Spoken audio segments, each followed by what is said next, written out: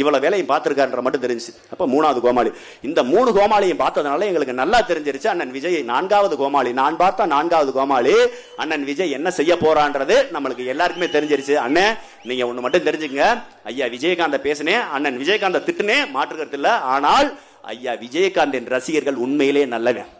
ஐயா விஜயகாந்தினுடைய ரசிகர்கள், விஜயகாந்தை கொண்டாடியவர்கள் இந்த ஊர்களில், கிராமங்கள்ல, ராதாபுரம் சட்டமன்ற தொகுதியில், அம்பாசமுத்திரம் சட்டமன்ற தொகுதியில், திருநெல்வேலி மாவட்டத்தில், தமிழ்நாடு முழுக்க இருக்கக்கூடிய விஜய் ரசிகர்கள் சத்தியமா நல்லவர்கள். சத்தியமாக அவங்க காசை போட்டு கட்சி வேலை பார்த்தா, அவங்க காசை போட்டு மக்கள் சேவை செஞ்சா, அவங்க காசை போட்டு எல்லா இடங்களிலும் கட்சியை கொண்டு வந்து வளர்த்தான். அவர் நல்லவர்கள். விஜயகாந்த் ஐயா கூட கொஞ்சம் பரவாயில்லாத மனிதர் தான். ஆனால் விஜயகாந்த் ஐயா ரசிகர்கள் மிக நல்லவர்கள். ஆகவே அவர்கள்ட்ட நாங்க அன்னைக்கு இன்னைக்கு சரி வைக்கிற கோரிக்கை, ஐயா நீங்க நல்லவர்கள், ஆனால் நீங்கள் ஏற்றுக்கொண்ட தலைவன் சரியில்லாதவர். அவர் ஒரு நடிகர். அவர் எப்பவுமே anywhere, any time, any situation, only actor. ஆகவே நாங்கள் சொல்றோம், நீங்கள் ஏற்றுக்கொள்ள வேண்டிய தலைவன் விஜயகாந்த் அல்ல. அவர் பெயரளவில் மட்டும்தான் கேப்டன் பிரபாகரன் என்ற படத்தில் நடித்தார். ஆனா உண்மையான கேப்டன் பிரபாகரன் எங்களிடத்தில் மட்டுமே இருக்கிறார். அவரே உண்மையான தலைவன், அவனே ஒரு சித்தாந்தவாதி. என் தேசிய தலைவர் பிரபாகரனிடம் நீங்கள் வந்து நில்லுங்கள். பிரபாகரனின் மறு உருவமாக, பிரபாகரனுடைய வாரிசாக இருக்கக்கூடிய நாம் தமிழர் கட்சி பிள்ளைகளோடு, அண்ணன் சீமானோடு இல்லைங்க. அதுதான் உங்களுக்கு சரியானது. ஐயா விஜயகாந்த் இறந்து போயிட்டாரு. அவர் செய்த சேவைகளை, அவருக்காக நீங்கள் மக்களிடத்தில் செய்த சேவைகளை நாம் தமிழர் கட்சியில் நின்று நாம் தமிழர் கட்சிக்காரங்களோடு சேர்ந்து செய்யுங்க. நீங்கள் இந்த கட்சியில் தான் உண்மையான தளபதிகளாக இருக்க வேண்டும். இருக்கக்கூடிய தகுதி விஜயகாந்த் ரசிகர்களுக்கு இருக்க வேண்டிய இடம் நாம் தமிழர் கட்சி தான். ஏன்னா அடிப்படையில் நீங்க நல்லவர்கள். அதே தான் அண்ணன் விஜய்க்கு சொல்ல வர்றோம். ஏன்னா கமலஹாசன் ரசிகர் இருக்க வாய்ப்பே இல்லை. அவர் படத்தில் நடிச்சவரே அவர் படத்தை திரும்பி பார்த்திருக்க மாட்டாங்க. அதனால கமலஹாசன் ரசிகரை பத்தி, ஏன்னா விஜயகாந்த் ஐயாவோட ரசிகர்கள் என்பவர்கள் கீழ்மட்டத்திலிருந்து வந்தவங்க. அவர்கள் உண்மையிலேயே திரைக்கும் தரைக்கும் வித்தியாசம் தெரியாம, யார நல்லவேன்னு தெரியாம இருந்தவங்க. ஆனா கமலஹாசனோட ரசிகர்கள் அப்படி இல்லைங்க. எனக்கு தெரிஞ்சு இந்த பச்சை மயில கையெழுத்து போடுற அதிகாரிகள் நிறைய பேர் ரிட்டையர் ஆயிட்டு இருப்பாங்க பாத்தீங்களா. அந்த அவங்கெல்லாம் உண்மையிலேயே அவங்களை மரியாதை பேசக்கூடாது, போட உடனே பேசணும். அதற்கு தான் அவங்க தகுதியான நபர்கள். பச்சை இங்கில், அதாவது பச்சை மயில கையெழுத்து போறது, கெஜெட்டட் ஆபீசர்னு சொல்லுவோம். அந்த லெவல்ல இருந்த அதிகாரிகள் கூட முழுக்க மிகப்பெரிய மாற்றுன்னு சொல்லிட்டு கமலஹாசன் பின்னாடி போனாங்க. எனக்கு அதுதாங்க மிகப்பெரிய ஆச்சரியமே. படிச்சவன் பாட்டை கெடுத்தான், எழுதினவன் ஏட்டை கெடுத்தான் பழமொழி பார்த்திருக்கீங்க. உண்மையிலே நேரடியாக பார்த்ததுன்னா கமலஹாசன் கட்சியில் இருந்த எல்லா பேரும், ரிட்டையர்மெண்ட் இன்ஸ்பெக்டர் கமலஹாசன் கட்சி, ரிட்டையர்மெண்ட் தாசில்தார் கமலஹாசன் கட்சி, ரிட்டையர்மெண்ட் IAS IPS இருக்கிற எல்லா அரசு அதிகாரிகளும் கமலஹாசன் முன்னாடி போனா. ஏன் போனா, எதுக்கு போனா தெரியாது. தயவு செஞ்சு சொல்றேன், நீங்க வந்துடாதீங்க எங்க கட்சியை பக்கம். விஜயகாந்த் ரசிகர்களையும் விஜய் ரசிகர்களையும் நாங்க ஏத்துக்கிறோம். ஏன்னா அவன் அடிப்படையில் நல்லவன். உண்மையிலே அவனுக்கு வந்து படிப்பறி கூட, எங்க அண்ணன் கேமராமேன் மாதிரி 10வது காப்பரிச்சா கூட இருக்கலாம். உண்டாலையான எங்க அண்ணன் கலையரசன் மாதிரி 10வது காப்பரிச்சா கூட இருக்கலாம். ஆனால் அவன் நல்லவன். அதே ஒருத்தனை விசுவாசமா இருந்தான், ஒருத்தனுக்கு விசுவாசமா இருந்தான், இந்த மண்ணுக்காக மக்களுக்காக போய் நின்றா. மாற்று கருத்துல இப்பவும் விஜய் ரசிகர்கள் நல்லவர்கள் பாதி பேர் இருக்கேன். அவனுக்கு வேட்பாளர்களா இல்ல. அது ஒரு பக்கம். அப்ப நாங்க சொல்ல வர்றது, கமலஹாசன் ரசிகர்கள் தயவு செஞ்சு எங்க கட்சியை பக்கம் வராதிங்க. ஏன்னா நீங்கள் எல்லாமே தெரிஞ்சவன், தெரியாட்டி கூட பரவாயில்ல. நான் படிச்சவங்களை பார்த்தா முதல்ல எனக்கு ரொம்ப மரியாதையா இருந்துச்சு. ஏன்னா நானும் படிச்சுட்டு வந்ததுனால படித்தவர்கள் மேல எனக்கு ஒரு மரியாதை இருந்துச்சு. என்னைக்கு கமலஹாசன் பட்சியில இம்புட்டு படிச்சவன் போனானோ, ஏன்னா நம்ம கான்டாக்ட்ல இருக்கேன், எதை இப்ப விசில் சின்ன வைக்கிறேன்னு பாக்குறோம். அப்ப கமலஹாசன் ஆரம்பிக்கல அந்த ப்ரொஃபைல் பிக்சரை பெருசா பாக்குறதுக்கான வாய்ப்புகள், இந்த ஸ்டேட்டஸ்ங்கிறதெல்லாம் பெருசா அப்ப பார்க்க முடியல. ஆனா அந்த கமலஹாசன் கட்சியில இருந்தவனை பூரா நான் பாக்குறேன். அரசியல்னாலே மிகப்பெரிய ஐயக்கத்தனம், அரசியல்னாலே அநியாயத்தை முடிச்சவங்க, அரசியல்னாலே சாக்கடை அப்படின்னு சொல்லி அந்த கமலஹாசன் ரசிகர்கள் இன்னைக்கு பேசுறாங்க. ஆனா உண்மையிலே அவன் அயோக்கிய, இந்த அரசியலே அயோக்கியத்தனமா மாற்றியது கமலஹாசன் ரசிகர்கள். ஆகவே கமலஹாசன் ரசிகர்கள் எங்களுக்கு வர வேண்டாம். விஜயகாந்த் ரசிகர்கள், விஜய் ரசிகர்கள், நீங்கள் இருக்க வேண்டிய இடம் நாம் தமிழர் கட்சி. நீங்கள் செய்ய வேண்டிய சேவை நாம் தமிழர் கட்சியில இருந்து நீங்க செஞ்சீங்கன்னா அந்த சேவைக்கும் ஒரு மரியாதை இருக்கு, உங்களுக்கு ஒரு மரியாதை இருக்கு. உண்மையிலே சொல்றீங்க, இந்த துண்டை போட்டுக்கிட்டு நீங்க தெரு பக்கம் போங்க. நான் நிறைய நேரம் இந்த துண்டை கலட்டி வச்சிருந்தேன், அண்ணன் கூட போட சொன்னாரு. இந்த துண்டை போட்டுக்கிட்டு நீங்க கடத்தெரு பக்கம் போங்க. உங்களை பார்க்கிற பார்வையை பாருங்க. உங்களை பார்த்தாலே ஒரு மரியாதையோட பார்ப்பான். நீங்க இந்த துண்டு இல்லாம போங்க, இந்த துண்டோட போங்க, உங்களுக்கு கிடைக்கிற மரியாதை. நான் சொல்ற புது ஊருக்கு போகணும், உள்ளூருக்குள்ள போனீங்கன்னா கரெக்டா உங்களை பத்தி தெரியும், அதனால வணக்கம். நீங்க வெளியூருக்கு போகையில இந்த துண்டை மட்டும் போட்டுட்டு போங்க. பார்த்த உடனே அவனுக்கு தெரியும், அவனை பார்த்த உடனே நம்ம வணக்கம் சொல்லலாம். அவன் சொல்லக்கூடிய வணக்கம் என்பது திமுக காரனை பார்த்தா, அதிமுக காரனை பார்த்தா கூல கும்பிட்டு போட்டு வச்சுட்டா அண்ணன் ஜெயிச்சு வந்ததுக்கு அப்புறம் ஏதாவது செய்வார்னு போடுறான் பாத்தீங்களா, அந்த வணக்கம் அல்ல. உண்மையிலேயே இந்த துண்டுக்குன்னு ஒரு மரியாதை இருக்கு, இதுல இருக்கக்கூடிய சின்னத்துக்குன்னு ஒரு மரியாதை இருக்கு, இதுல இருக்கக்கூடிய அண்ணனுக்குன்னு ஒரு மரியாதை இருக்கு. இதுலயும் தேசிய தலைவர் படம் போட்டது, நாங்க தேசிய தலைவர் படம் போடல. காரணம் என்னன்னா, அந்த கேமராவில எல்லாம் எடுக்கும் போது அண்ணன் வந்துட்டாரா, வரலாம், அவர் வர்றதை பேசணும், அப்படித்தானே? நல்ல டார்கெட். உண்மை, இது எவ்வளவு பெரிய குடும்ப தெரியுமா? என்னை கொண்டே விட்டுருவாங்க, கல்யாண வீட்டுல கொண்டே என்னை விட்டாங்க. நீங்க நிறைய காணல பாத்திருப்பீங்க, கல்யாண வீட்டுல கொண்டு போய் மைக்க கொடுத்து பேசுறானா நான் என்ன பேசுவேன்? வர்ற கத்திக்கிட்டு இருக்கேன். ஒவ்வொரு ஊரா கொண்டு போய் சந்தையில விட்டு, கல்யாண வீடு, காது ஊத்து வீடு, இளவு வீடு, கருமாதி வீடு, பணத்துக்கிட்ட மட்டும் தான் நான் பேசலாம், மத்த எல்லாத்தையுமே பேசிட்டேன். கல்யாண வீட்டுல உண்டை கொடுத்துட்டு மைக்க கொடுத்துட்டு பேசுங்கட்டாங்க. மைக்கில் பேசினா ஸ்பீக்கர் வெளியில இருக்கு, பொண்ணு மாப்பிள்ளைய பக்கத்துல நிக்கிறேன், நான் பேசுற பொண்ணு மாப்பிள்ளைக்கு மட்டும் தான் கேக்குது, மத்தவங்களுக்கு கேட்கல. சரி, மைக்க கொடுத்துட்டு அடுத்து பேசலாம் பேசணும், அரசியல பேசணும். பொண்ணு மாப்பிள்ளை திரு திரு திருண்டு என்னை பார்க்கிறேன், வேற வழி இல்லாம அவங்களும் இழுத்து இழுத்து ஒரு தலைப்பாவிக்கு முன்னாடி பேசிட்டு வந்தோம். அந்த அளவிற்கு நம்மளுக்கு இங்க இருக்கக்கூடிய சூழ்நிலைகள் அந்த அளவுக்கு இருக்கு. அதனால அண்ணன் வர்றது பேசுங்கன்னு சொல்லிட்டாங்க. வேற வழி இல்லாம இவ்வளவு நேரம் ஜவா போட்டு இழுத்துக்கிட்டு இருக்க வேண்டியது இருக்கு.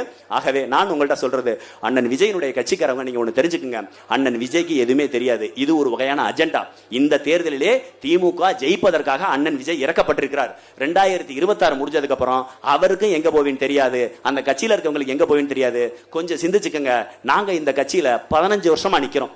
15 வருஷமா தோத்துக்கிட்டே இருக்கோம். நாங்க ஏன் தோக்குறோம்னு எங்களுக்கு தெரியும். ஆனால் நாங்கள் 15 வருஷமா தோத்தாலும் கூட இந்த கட்சியில உறுதியாக நிற்பதற்கு ஒரே ஒரு காரணம், நாங்கள் வென்றாலும் வெல்லாவிட்டாலும் எங்களுடைய கருத்தியல் வெல்லும்.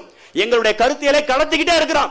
52,000 ஆண்டுகளுக்கு முன்பு இருந்த தமிழ் மொழியை சீமானோ, தேசிய தலைவர் பிரபாகரனோ, நத்த சிவசங்கரனோ காப்பாற்ற வேண்டிய அவசியம் இல்லைங்க. இது எங்களுடைய பிறவி கடன். நாங்கள் என் தமிழ் மொழியும் பண்பாட்டையும் கலாச்சாரம் கடத்துறோம். இப்படி ஒரு இனத்துல தாண்டா வள்ளுவர் பிறந்தாரு, இப்படி ஒரு இனத்துல தாண்டா முத்துராமலிங்க தேவர் பிறந்தாரு, இப்படி ஒரு இனத்துல தாண்டா காமராஜர் பிறந்தாரு, இப்படி ஒரு இனத்தில் தாண்டா வ.உ.சி.ஐயா பிறந்தாருன்னு சொல்லி ஒவ்வொரு தலைவர்களும் வாழும் போது நாம் பாராட்ட மறந்து விட்டோம், அவர்களை கொண்டாட மறந்து விட்டோம்.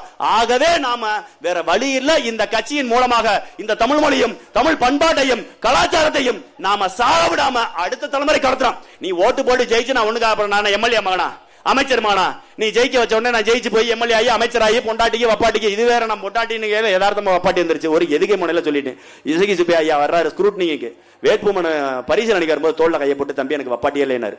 இருக்கா இல்லையான்ற புள்ளி வரத்தை நான் எடுத்து வச்சிருக்கேன். எந்த ஊர்ல இருக்கு, என்ன வேலை வாக்குது, அவங்க வீட்டுக்காரர் யாரு, அவங்க வீட்டுக்காரமா இங்க உன்னிட்ட எப்படி வேலை செஞ்சு எல்லாமே இருக்கு. ஆனா அதை வெளியில சொல்லக்கூடாதுல, அது அசிங்கமாய் போயிடும், நாகரிகமா இருக்கலாம், படிச்சு விட்டோம்ல, அதனால சொல்றது. ஆனா இப்பயும் நான் சொல்லல, இப்பயும் ஏதாவது சொன்னா பேரு சொன்னா அடுத்த தலைவா வணக்கம், என்னை வாழ வச்ச தெய்வமே சரவணன் வாழ்க. ஏன்னா அது பேசுறது ஒரு 5 நிமிஷம் முடிச்சுக்கிறேன், முடிவுரை சொல்லாம இறங்கிட்ட நல்லா இருக்காது. ஆகவே அதனால தொடர்ச்சியாக சொன்னேன். அப்ப ஐயா சொல்றாரு, நான் தம்பி மணலே அல்ல தம்பினாரு. நான் அவர்கிட்ட சொன்ன குற்றச்சாட்டுகள் ஏகப்பட்ட. ஐயா ஐயா உனக்கு இந்தா யாரன்னு சொல்லுங்க, யார இருங்க ஐயா, அண்ணா அவனை விடுங்க. தலைவா யார மரியாதையா பேசுன, இங்க பாருங்க யாருன்னு மரியாதை பேசுன, யார் அப்படித்தானே பேசுவேன், அப்படிதான் பேசுவேன். என்ன மயிலா புடுங்க, கொள்ள அடிக்கிற கோசை வலிக்குது நீ என் கூட்டத்துக்கு வந்து அடிக்காத உங்க தொடாத. என் கூட்டத்துக்குள்ள வந்துட்ட, கூட்டத்துக்குள்ள வந்துட்டா பிரபாகரன் பிள்ளைகள் நாகரிகமா உன்னை அனுப்புறான். உங்க அம்மா உன்னை பெத்த நேரம் நல்ல நேரம் மனசு ஓடி போயிரு. உன்னை உங்க அம்மா பெத்த நேரம் நல்ல நேரம் மனசு ஓடி போயிரு. வாயில வாக்கியரிசை போட்டு அரசியலுக்கு வந்திருக்கேன், வாயில வாக்கியரிசை போட்டு அரசியல் வந்திருக்கேன். 10 வருஷம் நத்த விசுவாசம் எதிர்த்து அரசியல் பண்ண வேண்டாம், 10 வருஷம் அமைச்சரா இருந்த நத்த விசுவாசம் எதிர்த்து அரசியல் பண்ணுவேன். உங்க இசைக்கு சுப்பையாருக்கு ஒரு ஆளே கிடையாது. விசுவாசம் என் பேர் தான்டா போடா. நீங்க எல்லாம் ஒரு ஆளு மயிறு தோணா துருத்தி நேரடியா வர சொல்றா, நேரடியா வர சொல்ற. இதே மாதிரி அவர் வந்து பேச சொல்றா, நான் பேசுறேன். உன் தொகுதிக்குள்ள நான் வந்து 2 மாசம் ஆகுது. உன் தொகுதிக்குள்ள வந்து மொத்தமா 2 மாசம் கூட முழுமையிடல, 40 நாள் ஆகுது. 40 நாள்லயே உனக்கு மண்டல பூஜை வச்சுட்டு 48வது நாளே மண்டல பூஜை வைப்பாங்க. உனக்கு 40 நாளே மண்டல பூஜை வச்சுட்டு ராஜா, என்ன நான் இன்னும் 2 மாசம் இங்க இருக்குன்னா உன் கையில உன் தாலி எடுத்து கையில கொடுத்து போடுவேன். அதெல்லாம் வேற வச்சு ஓத்தால குடிச்ச பாலை இப்ப கக்க வச்சு போடுவேன். நீ யாரா படிச்சு விட்டா நாகரிகமா நினைக்கிற, என்னைய மாதிரி கீழ்த்தரமா இறங்கி பேச யாருமே இல்ல. சாட்டையெல்லாம் என் பங்காளி எல்லாம் சும்மா நான் பேசி மான மரியாதை கெடுத்து போடுவேன். ஆனா என்னன்னா நல்லா படிச்சு விட்டேன், நிறைய படிச்சவன், பேராசிரியர் முனைவர் வழக்கறிஞர் போட்டு விட்டாங்க, அமைதியா போரு. இல்லைன்னா நான் ரொம்ப சல்லிப்ப இறங்கி அடிச்சுனா கோத்தம் கோப்பேன், எவனும் தாங்க மாட்டான். பார்த்து மரியாதை இருந்துச்சு. இவர் வந்து சவுடால் பேசுறாரு. இந்த தொகுதி இந்த மாவட்டம் நாசப்படுத்தின திமுக காரன் அதிமுக காரன்டா, உனக்கு என்ன வெக்க வருது? உனக்கு இருக்க ரோசத்துல கொஞ்சமாச்சும் அவனுக்கு இருந்தா தும்பப்பூல தூக்கு போற மாதிரி எங்க அக்கா பேசுறான். தும்பப்பூல தூக்கு போட்டு சாகிற அளவுக்கு எங்க அக்கா பேசு. அந்த வளர்ந்தவனுக்கு தும்பப்பூ கூட பெருசா இருக்கு, போய் சாக சொல்லு. இவர் பேசுறாரு, இங்க பாருங்க, உங்க என் கையில வச்சிருக்க என்ன தெரியுமா? அவர் பேசினார்ல, அந்த உத்தம புத்திரனுடைய வண்டவாளம் தண்டவாளம் இந்த டோக்கன். இப்படி டோக்கன் இங்க ஏர்போர்ட்ல அடைச்சு கொடுக்குற போர்டிங் பாஸ் மாதிரி அழகா அச்சடிச்சு டோக்கன் கொடுக்குறா. தேர்தல் ஆணையம், காவல்துறை எல்லாமே அவர் சொம்பிட்டு இத்தனை டோக்கன் செட் ப்ராப்பர்ட்டி மாதிரி நான் வாங்கி வச்சிருக்கேன். இதோட ஒருத்தர் 60,000 ரூபாய், 2,000 ரூபாயில இருந்து 20,000 ரூபாய் ஒரு டோக்கன், 3 டோக்கன் 60,000 ரூபாய். கண்ணு முன்னாடியே காட்டுறேன். நல்ல ஆத்தாளுக்கு அப்பனுக்கு பிறந்தா போய் கேள்றா ஈன போல என்னைய வந்து இவன் பேசுறான். இதை பேசாத அதை பேச, நான் வாடி பேசி முடிச்சுட்டு சரவணனை பேச சொல்லி இருப்பேன், இவன் வாடி இழுத்துட்டு போயிட்டு இருக்கான். இப்ப நான் சொல்ல வர்றது, இது போன்ற தலைவர்கள் இங்க தேர்ந்தெடுத்தீங்கன்னா இதே மாதிரிதான் உங்களுடைய நிலைமை இருக்கும். உங்களுக்கு நல்ல கல்வி வேணுமா, நல்ல குடிநீர் வேணுமா, தரமான சாலை வேணுமா? நான் ஆங்கில வழி கல்வியில படிச்சேன் கிடையாதுங்க, நான் தமிழ் வழி கல்வியில படிச்சேன். 12வது போறேன் அரசு மேல்நிலை பள்ளியில நத்தத்துல 12வது வரை துறைக்கமலம் அரசு மேல்நிலை பள்ளின்னு ஒரு அரசு பள்ளியில படிச்சவன். அரசு பள்ளியில படிச்சவன். எனக்கு என்னுடைய தாய்மொழியில் படிச்சதுனால அடுத்து மேற்கல்விக்கு போகல ஆங்கிலத்தில் படிக்க ரொம்ப சிரமமா இருந்துச்சு. அதுல தான் நான் வந்து மின்னணுவியல் மற்றும் கருவியாக்கவியல் துறை எலக்ட்ரானிக்ஸ் அண்ட் PhD வரையும் படிச்சேன். அந்த கஷ்டம் என்னன்னு தெரியும். தமிழ் மொழியிலே படிச்சுட்டு ஆங்கிலத்தில் போய் இருக்கல. ஆனா ஆங்கிலத்தில் படிச்சாக்க ஏதோ அறிவு நினைக்கிறேன், அப்படியெல்லாம் கிடையாது. English also one of the language, not a knowledge. ஆங்கிலமும் மொழிதான், அறிவு கிடையாது. நான் PhD வரை ஆங்கில வழி கல்வியில தான், கல்லூரிகள் பூரா படிச்சேன், பள்ளி படிப்புகள் பூரா தமிழ் வழி கல்வி தான் படிச்சேன். ஆகவே நான் சொல்ல வர்றது, ஆய்வியல் என்பது தமிழ் மொழியில நான் பண்ணிருந்தா இன்னும் சிறப்பாக என்னுடைய ஆய்வை நிறைவு செய்திருக்க முடியும். ஆனால் ஆங்கில மொழி கொள்கையில் இருந்தனால என்னால் அதை நான் நல்லபடியா பண்ணியிருந்தால் எனக்கு அதுல இன்னும் கொஞ்சம் தீராத காதல் இருக்கு. காரணம், என்னால் என் தமிழ் மொழியில படிக்க முடியல என்ற ஏக்கனை இருக்குங்க. நீங்க நான் வெளிநாடுகளில் போய் வேலை செஞ்சவன். வெளிநாட்டில் இருக்கக்கூடிய தார் ரோடு, அங்க இருக்கக்கூடிய பள்ளிக்கூடம், அங்க இருக்கக்கூடிய பால்வாடி, அங்க இருக்கக்கூடிய அரசு மருத்துவமனை, அதெல்லாம் பார்க்கும்போது இதே மாதிரி நல்ல மருத்துவமனை, இதே மாதிரி தார் சாலை, இதே மாதிரி குடிநீர், இதே மாதிரி தெருவினுடைய கட்டமைப்பு, சாலையுடைய கட்டமைப்பு, கிராமத்தினுடைய கட்டமைப்பு என் ஊர்ல இருக்காதான ஒரு ஏக்கம். அந்த ஏக்கத்தின் வெளிப்பாடு தான் நாம் தமிழர் கட்சியில் நாங்க 5 வருஷமா போட்டியிடுறது. நாம் தமிழர் கட்சியில் தெரு தெருவா கத்துறது. எங்களுக்கு நிறைய ஆஃபர் வந்துச்சு. திமுக அதிமுக நிறைய கோடிக்கணக்கில் இப்ப வேட்பாளர் அப்படியே வந்தா பெரிய ஆஃபர். போக தெரியாமல, பொழைக்க தெரியாமல, எங்கள் பிறவி கடன் இந்த ஜென்மத்துல நாங்க பிறந்துட்டோம். உங்களை மாதிரி பாவம் செஞ்ச எங்க அப்பா அம்மா பாவம் செஞ்சிருக்காங்க. எங்க அப்பா உதயசூரியன் கட்சியில போட்டியிட்ட நபர், எங்க அப்பா உதயசூரியனுக்காக உழைத்த நபர், சாகுமறை திமுக வேட்டி கட்டுறாரு. அப்படின்னா பாத்துக்கங்க அப்ப எவ்வளவு பெரிய பாவக்காரன். எங்க அப்பா செஞ்ச மிகப்பெரிய பாவம் கொலை செய்யல, கொள்ளையடிக்கல, கஞ்சா வைக்கல, சாராய வைக்கல. மாறாக இதெல்லாம் செஞ்சவனுக்கு உதயசூரியன் ஓட்டு போட்டாரு. உதயசூரியன் ஓட்டு போட சொல்லி பிரச்சாரம் பண்ணாரு. உதயசூரியன் ஓட்டு போட தேர்தல் பிரச்சாரத்தில் நின்றாரு.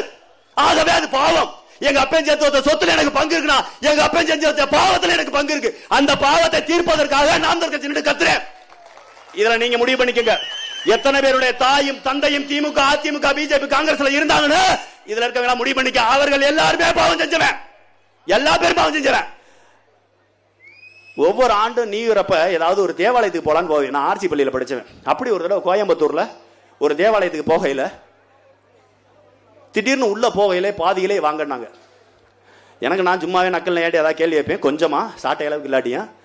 அப்ப நான் கேட்டேன், ஃபாதர் நாங்களே பார்த்தேன் ஜாமி கும்பலான்னு வர்றோம், எங்களை எடுத்தோடனே பாதியிலே வாங்கன்னு சொல்றீங்க, நாங்க என்ன ஃபாதர் பாவம் பண்ணோம் அப்படின்னு. இந்த பூமியில பிறந்ததே பாவம் தம்பினாரு. அவரு அந்த பூமியில பிறந்ததே பாவம் சொன்னார். நான் அப்ப கலாய்ச்சிட்டு வந்துட்டேன். உண்மையிலே இப்பதான் தெரியுது, இந்த பூமியில் பிறந்ததே பாவம் என்றால் இந்த பூமியில் பிறந்து பாவம் செய்தவர்களை தலைவர்களாக தேர்ந்தெடுத்தது எவ்வளவு பெரிய பாவம். திமுகவுக்கு அதிமுகவுக்கு ஓட்டு போட்டு தலைவர்களாக தேர்ந்தெடுத்து விட்டு அவர்கள் ஆட்சியில் உட்கார வச்சுட்டு இது சரியில்லை அது சரியில்லை நம்ம பேசி என்ன செய்ய போறோம்? எல்லாத்துக்குமான ஒரே தீர்வு நாம் தமிழர் கட்சி மட்டும்தான். இதற்கு முன்னாடி நீங்க எந்த கட்சிக்கு வேணாலும் வாக்களிச்சிருப்பீங்க. ஓட்டு போட போகையில நீங்க நினைச்சிருப்பீங்க வெறுமனே இது ஒரு ஓட்டு நினைச்சிருப்பீங்க. ஆனா நல்லா சிந்திச்சுக்குங்க, இனிமேல் நீங்க ஓட்டு போட போகையில ஒன்ன மட்டும் சிந்திச்சுங்க. சீமானுடைய பேச்சை கேட்டுட்டு போங்க. சீமானுடைய தம்பிகள் பேசக்கூடிய பேச்சை கேட்டு போங்க. நீங்க ஓட்டு போட போகையில உங்க மண்டையில ஒண்ணு ஓடிக்கிட்டே இருக்கணும். நான் வாக்கு செலுத்த போவது வெறுமன வாக்கு அல்ல, என் எதிர்கால தலைமுறையினுடைய வாழ்க்கை. என் மகனுக்கும் என் மகளுக்கும் என் பேரனுக்கும் என் பேத்திக்கும் என் தம்பிக்கும் என் தங்கச்சிக்கும் நான் நல்ல வாழ்க்கையை கொடுக்க போறேன், நல்ல வாழ்க்கையை கொடுக்கக்கூடிய தலைவரை தேர்ந்தெடுக்க போறேன்னு சொல்லிட்டு ஒரு தடவை நாம் தமிழர் கட்சியினுடைய விவசாய சின்னத்துக்கு ஓட்டு போடுங்க. மறந்துடாதீங்க, எங்களுடைய சின்ன விவசாய சின்னம். அதே மாதிரி இந்த காவல்துறை அதிகாரிகளுக்கு ஒண்ணு மட்டும் சொல்லிக்கிறேன். எங்க கட்சியினுடைய தேர்தல் அறிக்கையை தயவு செஞ்சு இந்த காவல்துறை அதிகாரிகளை எடுத்து படிச்சு பாருங்க. உண்மையிலேயே, ஏன்னா இந்த நாட்டில் நடக்கூடிய எல்லா தவறுகளுக்கும் ஆளுங்கட்சி எதிர்கட்சி எல்லாமே காரணமாக இருந்தால் ஒரே ஒரு அடியாளை வச்சு இங்க போராடக்கூடிய மக்களை புறாத்தி வாழ்க்கையை செதைச்சு சின்ன பின்னமாக்கிட்டீங்க. ஐயா, இத்தனை டிகிரி படிச்ச நான் உண்மையிலே கண்ணீரோட சொல்றேன், வைத்தறிச்சலோட சொல்றேன். என் வாழ்க்கை போனது காரணம் உங்க காவல்துறை போட்ட பொய் வழக்குயா. நான் நல்லா படிச்சு ஒரு தேர்வு எழுதி போயிருந்தா உண்மையிலேயே ஒரு நல்ல அரசு வேலைக்கு போயிருப்பீங்கயா. அரசு வேலையை வாங்கி பேராசிரியர் இருந்திருப்பீங்க. என்னை வேலைக்கு போகாம தடுத்தது உங்களுடைய பொய் வழக்குயா. நான் முல்லை பெரியார் அன்னைக்கா போராடும் போது கோசம் போட்டின்றவனுக்கா தூக்கி கொண்டே என்னை ரிமாண்ட் பண்ணிட்டாங்க. எனக்கு சொன்னாங்க, நான் கோசம் போட்டு எனக்கு அப்ப முழுமையா தெரியாது, கேஸ போட்டீங்க. ஆனா என் மேல உண்மையிலேயே நான் பேசினதுக்காக குரல் நான் போட்ட கோசத்துக்காக கேஸ் போட்டுனா பரவாயில்லைங்கய்யா. தவறா பொய் வழக்கு போட்டீங்க. அந்த வழக்கை முடிக்கிறதுக்குள்ள என் வாழ்க்கை முடிஞ்சு போச்சு, என் படி முடிஞ்சு. ஆனா நல்ல வேலை படிச்சு அதனால தப்பிச்சுக்கிட்டேன். படிக்காம ஒருவேளை ஒரே டிகிரி முடிஞ்சிருந்தேன்னு வச்சுங்களேன், நானும் விஜய் ரசிகராவோ அல்லது திமுகவிலே எங்கனையா ஒரு இடத்துல கோஷம் போட்டு ஒரு 200 ரூபாய் வாங்கிட்டு திரிசா பின்னாடி கை தட்டிட்டு எதிர்காலத்தில் திரிசா சின்னாயின்னு கூப்பிட்டுக்கிட்டு தர்மதாயே சின்னமாவே அப்படி நீங்க எழுதி வச்சுக்க. விஜய் ரசிகர் ஒண்ணு மட்டும், அடுத்த 10 வருஷம் 5 வருஷத்துக்குள்ள நீ திரிசாவை சின்னமானு கூப்பிட நிலமா வராட்டி எழுதி வைடா. திரிசாவை சின்னமானு 10 வருஷம். நீ இன்னைக்கு இங்க கூட்டணி வச்சாலும் நீ முட்டு கொடுக்குற, கூத்தியா வச்சாலும் முட்டு கொடுக்குற. நீ கூட்டணி வச்சாலும் கூத்தியா வச்சாலும் கடைசி முட்டு கொடுத்தேன் ஜாவ.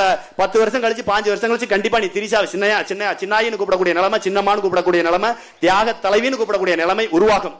இந்த காவல்துறை அதிகாரிகள்ட்ட நாங்க சொல்றது, உங்களுக்கு நேரம் கிடைக்கும் போதெல்லாம் நீங்கள் நாம் தமிழர் கட்சியினுடைய தேர்தல் செயற்பாட்டு வரைவு அதை எடுத்து பாருங்க. நாம் தமிழர் கட்சி காவல்துறைக்கு எந்த அளவிற்கு உயிராக நேசித்து உங்களை கொடுத்துருக்கணும் போய் பாருங்க. மற்ற துறைகளை நீங்க படிப்பதோட காவல்துறையை நீங்க எடுத்து படிச்சு பாருங்க. ஆண்களுக்கு 8 மணி நேரம் தான் டியூட்டி டைமே 8 மணி நேரம் தான். ஆனா இன்னைக்கு 24x7 24x7 நீங்க வேலை பாக்குறீங்க, மன உளைச்சல் இருக்கீங்க. அதை நாங்க புரிஞ்சுக்கிறோம். ஏதாவது ஒரு காவல்துறை அதிகாரி உங்க பிள்ளை எத்தனாவது படிக்கிறா, எந்த பள்ளிக்கூடத்துல படிக்கிறா, ஏ செக்ஷனா பி செக்ஷனா சொல்லுங்க பாப்போம். உங்க மனசாட்சி சொல்லுங்க. யாராவது ஒரு காவல்துறை அதிகாரி தெரியுமா? தெரியாது. ஏன்? அந்த அளவிற்கு வேலைப்படு. நீங்க ஒரு ஸ்டேஷன்ல வேலை பார்ப்பீங்க, அது ஒரு மாவட்டமா இருக்கும். உங்க பிள்ளை ஒரு பள்ளிக்கூடத்துல படிக்கும், அது ஒரு மாவட்டமா இருக்கும். உங்க குடும்பம் இருக்கிறது ஒரு மாவட்டமா இருக்கும். இந்த நிலைமையில நீங்க வாழ்ந்துகிட்டு இருக்கீங்க. உங்களுக்கு நாம் தமிழர் கட்சி 8 மணி நேரம் மட்டுமே வேலை. ஒரு ஸ்டேஷன் இருக்குன்னா, எல்லண்டோ ஸ்டேஷன் இருக்குன்னா, அங்க ஒவ்வொரு 8 மணி நேரத்துக்கு ஒருக்க ஒரு ஆய்வாளர் மாறிடுவார். ஒவ்வொரு 8 மணி நேரத்துக்கு இருக்க அங்க இருக்கக்கூடிய அந்த ஷிப்ட்ல இருந்த எல்லா அதிகாரிகள், இன்ஸ்பெக்டர்ல இருந்து எஸ்ஐல இருந்து ஏடிஆர்ல இருந்து எல்லா பேருக்கும் 8 மணி நேரம் மட்டும் தான் டியூட்டி. 8 மணி நேரம் முடிஞ்சா நீங்க யார்கிட்ட சலாம் போட தேவையில்லை, யார்கிட்ட அனுமதி வாங்க தேவையில்லை, போயிட்டே இருக்கலாம் வீட்டுக்கு. அடுத்த டியூட்டிக்காரங்க வந்துருவாங்க. இது ஒண்ணு. இரண்டாவது, வாரத்தில் ஒரு முறை சுழற்சியா ஒரு காவலருக்கு திங்கட்கிழமை இந்த வாரம் விடுமுறைனா அடுத்த வாரம் செவ்வாய்க்கிழமை, அடுத்த வாரம் புதன்கிழமை அப்படின்னு ஒவ்வொரு நாளும் ஒவ்வொரு வாரத்திலும் உங்களுக்கு வார விடுமுறை ஒண்ணு, மாத விடுமுறை கட்டாயம், வருடத்திற்கு ஒரு மாத விடுமுறை. இது மற்ற எந்த கட்சியும் சொல்லாத ஒண்ணு. நாம் தமிழர் கட்சி சொன்னது. வெறுமனா 117 ஆண்கள் 117 பெண்கள் ஒரு திருநங்கைக்கு சீட்டு கொடுத்ததும், இங்க இருக்கக்கூடிய நாவிதர் சொல்லக்கூடிய மருத்துவர் சமுதாயத்துக்கும், குறவர் சமுதாயத்துக்கும், குயவர் சமுதாயத்துக்கும், வண்ணார் சமுதாயத்துக்கும் போட்டியிடுவதற்கு தேர்தல் வாய்ப்பு கொடுத்தது மட்டும்தான் நாம் தமிழர் கட்சி தெரியும். ஆனால் காவல்துறையில பணியாற்றக்கூடிய பெண் காவலர்களுக்கு குறைந்தபட்சம் 6 மாதம் தான் இன்னைக்கு பேர்கால விடுமுறை கொடுக்குறான். அதுக்கு எஸ்பில இருந்து டிஎஸ்பில இருந்து எல்லா பேத்துக்கும் சலாம் போட்டு கெஞ்சி கூத்தாடி வயிற்று பிள்ளையோட போய் அவங்க அலைஞ்சாதான் அந்த விடுமுறை கிடைக்கும். ஆனால் நாம் தமிழர் கட்சியில் அப்படி கிடையாது. உங்களுக்கான மருத்துவ பரிசோதனை சப்மிட் பண்ணிட்டாலே ஓராண்டு உங்களுக்கு மருத்துவ விடுமுறை. அது மட்டும் இல்ல, ஆண்களுக்கு 8 மணி நேரம் எப்படி வேலையோ அதே மாதிரிதான் 6 மணி நேரம் வேலை. இதை பிறப்ப உங்களுக்கு சொல்லிட்டேன். நல்லது ஊரா ஒண்ணு மட்டும் தெரிஞ்சுக்குங்க. நீங்க இன்னைக்கு படுத்துறீங்களா கொடுமை, இதை பூரா மறந்துடும் நினைக்காதீங்க. எங்களுக்கு எத்தனை காவல்துறை அதிகாரி ஆதரவா இருக்காங்க, எவ்வளவு பேருக்கு உண்மையிலே எங்களுக்கு உளவுத்துறையா இருக்காங்கன்னு எங்களுக்கு தெரியும். அதை பூராமே எங்க மனசுல இருக்கு. நாங்க புள்ளி உரம்லாம் பேப்பர்ல எடுக்கிற ஆட்கள் கிடையாது, இங்க எழுதிக்கிட்டே இருப்போம். எங்களுக்கு நல்லாவே தெரியும் எங்களுக்கு ஆதரவா இருக்கிறது யார், யார் பொய் வழக்கு போடுறா எல்லாமே. இது மாதிரி நாம் தமிழர் கட்சி துண்டு போடாம எங்களுக்கு ஆதரவா இருக்க காவல்துறையும் தெரியும். திமுக துண்ட சட்டைக்கு உள்ள, காக்கி சட்டைக்கு உள்ள போட்டுக்கிட்டு வேலை பார்க்கிற காவல்துறை அதிகாரி யாருன்னு எங்களுக்கு தெரியும். ஒண்ணு மட்டும் தெரிஞ்சுக்க ராஜா, இன்னைக்கு காக்கி சட்டை போட்டிருக்க உங்களுக்கு சம்பளமும் வரும், கிம்பளமும் வரும். ஒருவேளை திமுகவோ அதிமுக ஆளுங்கட்சிக்கார நினைச்சா உங்க சம்பளத்தை கட் பண்ணலாம், ஆனா கிம்பளத்தை கட் பண்ண முடியாது. சம்பளம் இல்லாட்டி கிம்பளத்தை வச்சு பொழப்ப ஓட்டிடலாம். ஆனா நாங்க வரையில நீங்க ரிட்டையர் ஆயிருவீங்க, பென்ஷன் மட்டுமே. அந்த பென்ஷன்ல கை வச்சோம்னு வச்சுக்க சோத்துக்கு சிங்கி தாண்டி. அதனால நாங்க உங்கள்கிட்ட சொல்ல வர்றது, காவல்துறை அதிகாரிகள் இசைக் ராஜா மாதிரி இந்த சிங்கம் படத்தை பார்த்துட்டு முறுக்கிக்கிறது, ஆம்ஸ் காட்டுற வேலையெல்லாம் வச்சுக்கிறாங்க. நீங்க, நான் உங்கள்கிட்ட சொல்றது, அந்த அவரை இதுல பனை ஏரிய ஒருத்தரை வந்து நீங்க சுட்டு கொண்டீங்களா, அவர் டக்குன்னு ஒரு பேர் வரல, ஆலங்குளத்துல சுட்டு கொண்டீங்கல்ல. இதே மாதிரி எங்க அண்ணன் சீமான் பனைமரத்துல ஏறி கல் இறக்குனாரு. சரியான ஆம்பளை சுட வேணாம், நீ வேற சுற்றின்னு மட்டும் சொல்லி பாரு. ஒரு ஸ்டேஷன் இருக்கு பத்தியா, நீ எந்த ஸ்டேஷன் சொன்னியா அந்த ஸ்டேஷன் செங்க சகலா பிரிச்சிட மாட்டாங்க எங்க ஆளுங்க. உன் ஸ்டேஷன் சொல்லிடு, சீமான சுடுவேன்னு சொல்லிட்டு வெளியில பா. உங்க முன்னாடி தானே, உங்க முன்னாடி துண்டறிக்கை அடிச்சு பேப்பர்ல விளம்பரம் கொடுத்து காவல்துறை அதிகாரிகிட்ட அனுமதி வாங்கி கல் இறக்குனாரு எங்க அண்ணன். இன்னைக்கு சுட்டது மாதிரி வந்து சுட சொல்லு. சுடுறோம் சொன்ன காவல்துறை அந்த நபரும் இருக்க மாட்டார், ஒரு யூனிஃபார்ம் இருக்காது, அந்த காவல்துறை காவல் நிலையம் இருக்காது. ஆகவே நாங்க உங்கள்கிட்ட சொல்றது, இந்த பிள்ளையார் கோயில் பூசாரி பழைய துணிக்கு பக்கெட் வாங்குறவன் இவன்டையே உங்க வீரத்தை எல்லாம் காட்டணுமே தவிர நாம் தமிழர் கட்சி பிள்ளைகள்ட்ட உங்க வீரத்தை காட்டாதீங்க. நாங்க உங்களை உயிரா நேசிக்கிறோம். காவல்துறை எங்க வீட்லயும் காவல்துறை இருக்கு, எங்க வீட்லயும் ஆசிரியர் இருக்காங்க, எங்க வீட்லயும் பெண்கள் இருக்காங்க. நாங்க எல்லாத்தோட வலியும் உணர்வோம், கஷ்டத்தையும் உணர்வோம். உங்களுடைய கஷ்டத்தையும் நாங்க எங்க இடத்துல இருந்து பார்க்க மாட்டோம், உங்க இடத்துல இருந்து பார்ப்போம்.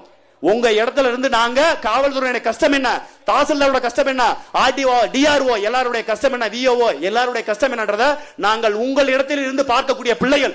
ஆகவே நாம் தமிழர் கட்சி பிள்ளைகள்ட்ட மத்தவங்கள மாதிரி நடக்காதீங்க. நாங்க கடைசியா சொல்ல வர்றது ஒன்னே ஒண்ணுதான், ஐயா காவல்துறை நாம் தமிழர் கட்சி மீது வழக்கு போடுவது எங்களுக்கு ஒரு பிரச்சனை இல்லை. செத்த நாய் மேல எத்தனை லாரி ஏறினாலும் எங்களுக்கு கவலை இல்லை. ஆனால் படிக்கிற பிள்ளைகள் மீது நாம் தமிழர் கட்சி பிள்ளைகள் மீது வழக்கு போடாதீங்க. காரணம், அரசியல் என்ற சாக்கடையை சுத்தம் செய்ய நாம் தமிழர் கட்சி என்ற ஒரு கட்சியின் மூலமா இளைஞர் பட்டாளம் வந்திருக்கு. இந்த இளைஞர் பட்டாளத்தையே நீங்க யாரோ ஒருத்தனை சந்தோஷப்படுத்தணும், ஆளுங்கட்சி, முன்னாள் எம்எல்ஏ, இன்னாள் எம்எல்ஏ, எதிர்கட்சி, இவங்களை சந்தோஷப்படுத்துற ஒரு காரணத்துக்காக நீங்க போடுற ஒரு எஃப்ஐஆர் எங்களுடைய இளைஞருடைய வாழ்க்கையை நாசமாக்கிறோம். அதுக்கப்புறம் மனித வெடிகுண்டா மாறுறது உங்க கையில இருக்கு. அவன் நல்லவனா கெட்டவனா இருக்குது உங்க கையில தான் இருக்கு. நான் திரும்ப சொல்றேன், நான் செய்ய மாட்டேன், நான் செய்ய சொல்லல. சட்டம் படிச்சவன் சட்டத்தை தெரியும், மனித வெடிகுண்டா மாறுன்னு சொல்ல மாறுவாங்கன்னு சொல்றேன். அதை நாங்க சொல்லல, எங்க கட்சிக்காரல யாராவது ஒருவர் மாறுவார், உங்களை மாற்றுவார். காலில் சுட்டிங்கல்ல, அவரை 2 காலையுமே சுட்டுட்டீங்க, அவர் திரும்ப வந்து பணமரம் ஏறுவாரா, என்ன செய்வார் நீங்களே சொல்லுங்க. இங்கு நடக்கக்கூடிய அனைத்து குற்றங்களை திருத்துவதற்கு தான், தவறுகளை தடுப்பதற்கு தான் காவல்துறை தவற செய்ய விட்டு அல்லது தவறு செய்யறவனுக்கு ஆதரவா இருந்து உண்மையிலே போராடக்கூடியவர்கள் மேல பொய் வழக்கு போடுறதுக்கு இல்ல. ஆகவே காவல்துறை சமுதாயத்திடம் நாங்கள் அன்பாக வேண்டுவது, நாம் தமிழர் கட்சி உங்களுக்கான கட்சி, உங்களுக்காக இந்த இடத்தில் இருந்து போராடுறோம். நீங்க காக்கி சட்டையை போட்டுக்கிட்டு சட்ட ஒழுங்கா பாதுகாக்க நினைக்கிறீங்க, நாங்க கருப்பு சட்டையை போட்டுக்கிட்டு சட்ட ஒழுங்கா பாதுகாத்து சட்டத்தின் பால் கூட்டம் நடத்தி சட்டத்தின் பால் கட்சி நடத்துறோம். எங்களுக்கு எப்பவுமே உங்களுடைய வாக்கு வேணும். நான் இவ்வளவு தூரம் பேசின காரணம் நீங்க தபால் ஓட்டை எங்களுக்கே போடணும்னு சொல்லிடுறேன், வேற ஒண்ணும் கிடையாது. சரிங்களா? ஆகவே மறந்துடாம காவல்துறை அதிகாரிகள், ஏன்னா எங்க வீட்லயும் என் தம்பி இருக்கான், எஸ்ஐயா இருக்கான், அதை திட்டுவேன். அதனாலதான் நான் சொல்றேன், உங்களை திட்டல வையல ஏசல, நாங்க இவ்வளவு நேரம் பேசின பூரா அன்பா உங்கள்கிட்ட ஓட்டு கேட்டோம். அதனால மறந்து வேற கேஸ் ஈஸா போட்டுறாம மேடல பேசிட்டான் திரும்ப என்ன கேஸ போட்டுறாதீங்க. ரொம்ப தூரத்துல 300 கிலோமீட்டர் வந்துருக்கீங்க. கேஸ் போட்டாலும் ஒன்றும் பிரச்சனை, உங்க மேல ஒரு பிரைவேட் கேஸை போட்டு மனித உரிமை ஆலயத்துக்கு இழுத்துட்டு போய் உங்க வேலை இறக்கிடுவேன். ஒன்னா அவ்வளவு சீக்கிரம் விட்டுட்டு போக மாட்டேன். ஐயா சாமி கோல கும்பிட நினைக்கிறியா? சமாதானமா போகணும்னு நினைக்கிறேன். ஒரு வேலை கேஸ போட்டீங்கன்னா நீங்க எத்தனை கேஸ் போறீங்களோ அத்தனை கேஸுக்கு மேல கேஸ் போடுங்க. வேணா எங்க ஊர் டிஎஸ்பில கோகுல கண்ணன் ஒருத்தர் இருக்காரு. எங்க ஊர் டிஎஸ்பி, நான் இந்த பேரோட சொல்றேன், இந்த துணிச்சல் எவனுக்குமே வராது. எங்க ஊர்ல டிஎஸ்பி கோகுல கண்ணன் திண்டுக்கல் ஒருத்தர் இருக்காரு. அவர் என்னை பல சித்திரவதைப்படுத்தினாரு. நான் எதை விட்டுட்டு போயிருவேன்னு நினைச்சாரு. நான் டே 1ல இருந்து என்னை எப்ப அவர் கைது பண்ணி ரிமாண்ட் பண்ண கொண்டு போனாரோ அப்ப ஜட்ஜி கிட்ட வச்சு, அப்ப மேஜிஸ்ட்ரேட் கிட்ட வச்சு, அப்ப வச்ச கம்ப்ளைண்ட் அடுத்து மனித உரிமைகள் பாராளுமன்ற வரையும் போற வரையும் எல்லா ஸ்டேட்மெண்ட்டையும் கேஸ் எப்படி, நான் வழக்கறிஞருக்கு படிச்சது சும்மா பொழுதுபோக்கீங்க அண்ணன் நெல்லை சிவான மாதிரி வழக்கறிஞராவே தொழில் செய்யறதுக்கு படிச்சுன்னு நினைச்சீங்களா? அதெல்லாம் கிடையவே கிடையாது. எனக்கு வேற வழி இல்ல. நான் பிஹெச்டி முடிச்சுட்டு ப்ரொஃபஸரா வேலை பார்த்தேன். அண்ணன் சொன்னாரு தேர்தல் ஐயா நத்த வச்சு குத்தி விட்டாரு. 1-2 கேஸ்னா சமாளிக்கலாம், 1-2 கேஸ்னாக்க ஃபீஸ் கொடுக்கலாம். அப்ப எங்க சீனியர் அண்ணா சார்னு ஒருத்தர், அவர் தான் என்ன எல்லாமே நடத்துவாரு. நான் சொல்லுவேன், சார் இப்படி கிராஸ் எக்ஸாமின் பண்ணிருந்தா நல்லா இருக்கும், இப்படி குறுக்கு சார் இப்படி பண்ணிருந்தா நல்லா இருக்குன்னு அவர்கிட்ட சொல்லுவேன். அவர் பார்த்துட்டு வெறுத்து போய் என்னடா எனக்கே ஆலோசனை சொல்றேன், நீங்களே வக்கீலுக்கு படிச்சிருங்க சார், உங்க கேஸ் அதே சரினார். ஓ இதுவும் நல்லா இருக்கேன். அதுக்கப்புறம் வழக்கறிஞர் போய் படிச்சு இன்னைக்கு வழக்கறிஞரா இருக்கேன். எல்எல்பி முடிச்சுட்டு எல்எல்எம் கிரிமினலா படிச்சிருக்கேன். காரணம் வழக்கறிஞரா வேலை பார்த்து சம்பாதிக்கல ராஜா. என் வழக்க காப்பாத்துறதுக்கு என் மேல வழக்கு போட்ட காவல்துறை கடைசி ஏண்டா இவனை தொட்டோம். திருநள்ளாறு சனீஸ்வரன் நாம் தமிழர் கட்சியில இருக்கக்கூடியவங்க ஒண்ணு, திருநள்ளாறு சனீஸ்வரன் ஒரே இடத்துல உட்கார்ந்துருப்பாரு, நீ போய் தொட்டாதே பிரச்சனை. ஆனா நாம் தமிழர் கட்சியில இருக்கக்கூடிய நபர்கள் நடமாடும் சனீஸ்வரன் கிட்டக்க வந்தாலே உங்களுக்கு தான் பிரச்சனை. ஆகவே நாங்கள் சொல்ல வருவது, நாம் தமிழர் கட்சிக்கு தபால் ஓட்டு போடுங்க காவல்துறை அதிகாரிகள் என்று கூறிக்கொண்டு இங்க இருக்கவங்க எல்லாம் சரிங்க. ஆகவே நீங்க அடுத்து வாக்கு செலுத்த போகையில நீங்க ஒண்ணு மட்டும் நினைச்சுக்கிறேன்னா, எங்களுடைய அக்கா கிரிஜி அக்காவை நீங்க தேர்ந்தெடுக்கும் பட்சத்தில் இந்த மண்ணுக்கும் மக்களுக்குமாக உழைப்பார்.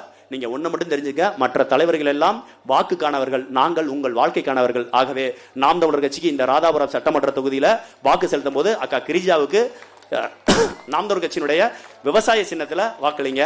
அதோட சேர்த்து நீங்க ஒண்ணு மட்டும் தெரிஞ்சுக்க, நாம் தமிழர் கட்சி மட்டும்தான் இங்க இருக்கிறத எல்லாத்திலையுமே மாற்று. நாம் தமிழர் கட்சி ஒருபோதும் வாக்குக்கு காசு கொடுப்பது கிடையாது. வாக்குக்கு காசு கொடுத்தால் அது லஞ்சம், லஞ்சம் கொடுத்தால் மீண்டும் வெற்றி பெற்ற வந்த பிறகு லஞ்சத்தை பல மடங்கு வாங்கணும். ஆகவே லஞ்சம் கொடுக்கவும் மாட்டோம், வெற்றி பெற்று வந்த பிறகு லஞ்சம் வாங்கவும் மாட்டோம். ஒரு முறை நாம் தமிழர் கட்சிக்கு வாக்கு செலுத்துங்க. நாங்க ஒரே ஒரு உத்தரவாதத்தை மட்டும் உங்கள்கிட்ட தர்றோம். ஒரு முறை நாம் தமிழர் கட்சிக்கு நீங்க ஓட்டு போட்டீங்கன்னா அடுத்த முறை நாம் தமிழர் கட்சி 5 ஆண்டுகள் முடியும் போது நாம் தமிழர் கட்சியுடைய வேட்பாளர்கள் உங்கள் வீட்டுக்கோ உங்கள் ஊருக்கோ உங்க தெருவுக்கோ ஓட்டு போடுங்கன்னு கேட்டு வரவே மாட்டோம். ஏன்னா அந்த அளவிற்கு நாங்கள் இந்த மண்ணில் மிகப்பெரிய மாற்றத்தை ஏற்படுத்திடுவோம். நீங்களே பார்த்துட்டு 5 வருஷத்துல இவ்வளவு பெரிய மாற்றத்தை ஏற்படுத்த இவங்களுக்கு தாண்டா ஓட்டுன்னு முதல் வருஷத்திலே முடிவு செய்யற அளவிற்கு எங்களுடைய மக்கள் நலத்திட்டங்கள் இருக்கும் என்று கூறிக்கொண்டு அடுத்ததாக மாநில கொள்கை பரப்பு செயலாளர் அன்பு சகோதரர் சரவணன் அவர்களை சிறப்புரையாற்ற அழைக்கிறேன்.